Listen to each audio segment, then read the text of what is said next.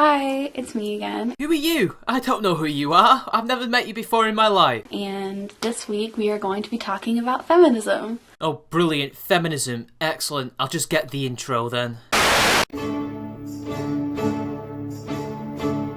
Hello everyone, this is Champion Man. Ugh! Damn it, I can't see a thing in this.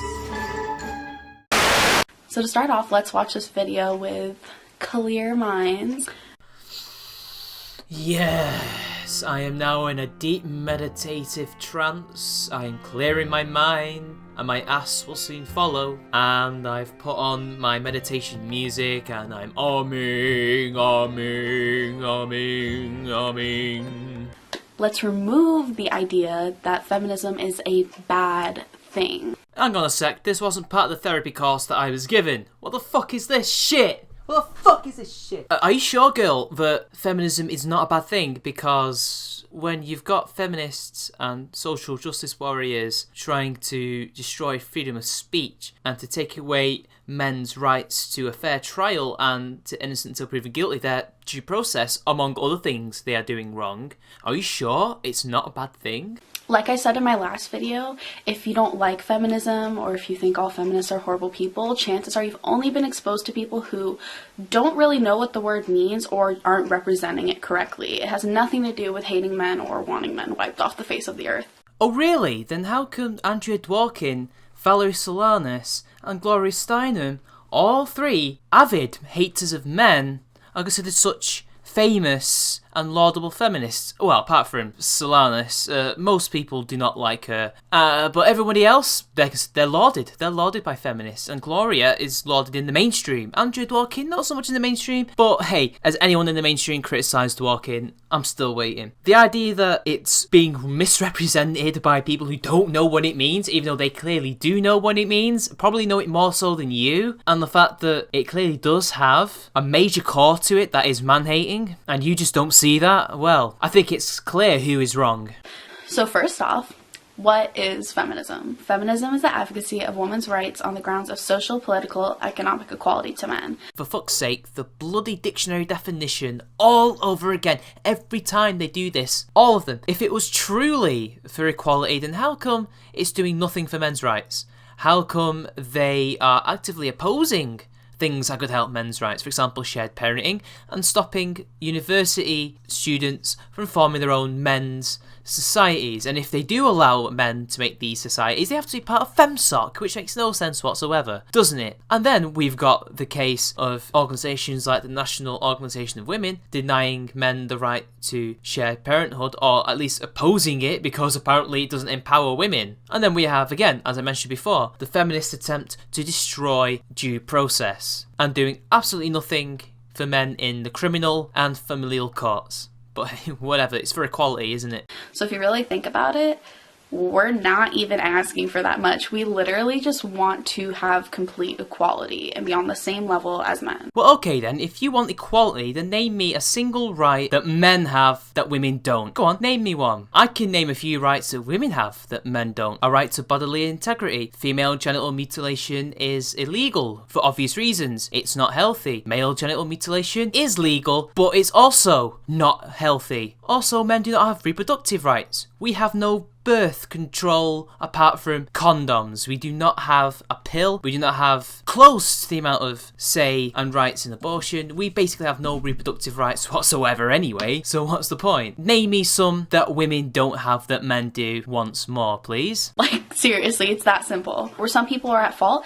is that we forget that feminism is inclusive of everyone and for all equality, and that's where we get the two terms intersectional feminism and white feminism. Oh, for fuck's sake, intersectional feminism and white feminism. Really? You know, white feminism really is just a code word for mainstream feminism. That's really all it is. But because these people are racists, they have to put a race next to it. Or just a colour, really. It's just a colour. Actually, white is not a colour. But if feminism was truly inclusive to everyone, how come there were still debates over whether or not men can be feminists, or if they're just allies, or if they're all enemies and potential rapists? I'm just saying, because you have not, as a movement, decided what you think men ought to be in your movement at all.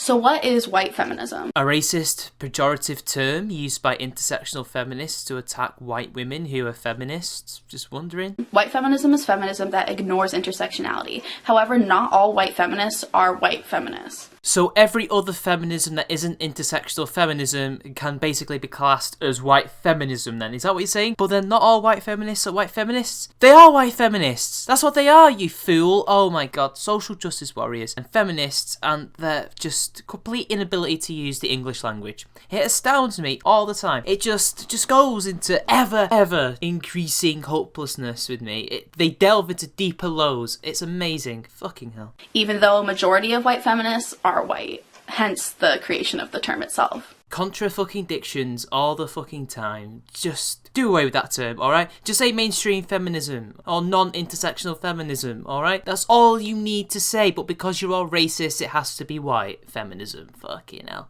White feminism excludes everyone that is not white, cis, or straight. Citation needed. How do you know white feminism is excluding everybody who isn't white and cis? How do you know that? You do realise that what you're describing is practically mainstream feminism, which basically technically allows all women under the umbrella but not really men. That's really what you're describing. You know damn well that they do not exclude anybody who is not white and cis, etc., unless they're male, of course. But whatever, intersectional feminists, they're going to lie through their teeth about other feminists because you've all got to eat each other. It turns a willingly blind eye to all other issues that women face because it doesn't affect them directly, which is completely selfish. You know what, there is actually a grain of truth to all of this. I mean, white upper class, middle class feminists do and did largely ignore the plight of working class white women and anybody who wasn't white. That is true. But, you see, this is the current year, and they've now since realised that they have to include everyone. So they keep parroting this myth that they must include everyone, which sounds vaguely familiar because a certain intersectional feminist just now said exactly the same thing. I don't know, I'm just saying. I'm not saying that they're all the same, but I'm just saying they're all the same, you know.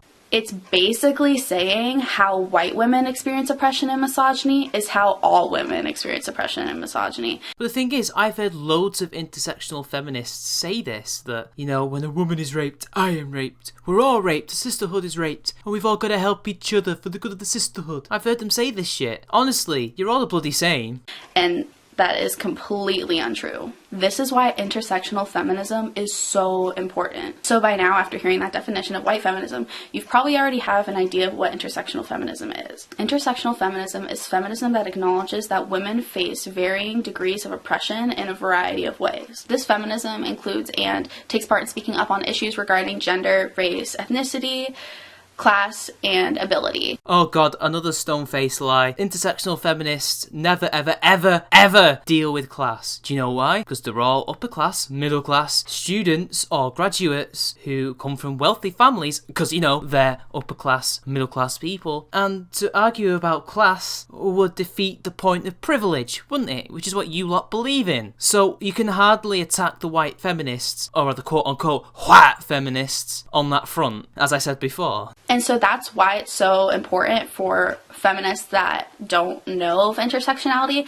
to learn about it and to open their ears to women who are facing all of these other issues that we don't face. You see, the problem is most of those issues aren't because of their gender. They're because of their class, which you never ever tackle, their race, and their sexuality, which has nothing to do with their gender, funnily enough. Their gender, really, it's just an arbitrary thing that you've tacked on to explain all these different things and to appropriate all these civil rights groups and organisations and movements, because feminism needs to survive somehow in the 21st century, doesn't it? Because in order for us to make change as a whole, we have to pick each other up, back each other up, and actually acknowledge that there are other issues that other women are going to be dealing with that we aren't going to be dealing with. Yeah, completely ignore the fact that a lot of men will have, in fact, all the men in those groups that these women are a part of will suffer from the same issues or different issues that affect them as men solely. But hey, that they don't exist. Men are privileged, men are the patriarchy, men control everything. They don't have any problems. We can't just work on our own personal agendas because that's just no way to go about living life and trying to solve problems.